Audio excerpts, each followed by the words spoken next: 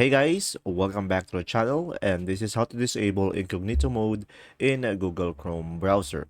So first thing that you will do is simply open up your start menu, guys, and from here just simply go for registry editor. So just simply go ahead and go for run as administrator. Now guys, from here just simply go for HKey local machine, and now go for software. And once you are here, just simply go ahead and go for the policies over here. And now from here, just simply go ahead and right click on this policies folder and go for new and go for key. And now go for Google, enter. And now right click on the Google and go for new and go for key.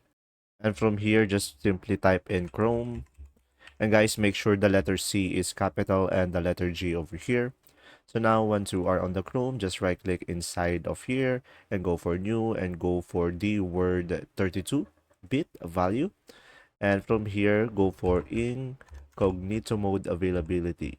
And now guys, make sure the letter I, M, and A are capital. And now just simply right click on it and go for modify and change the value data as 1.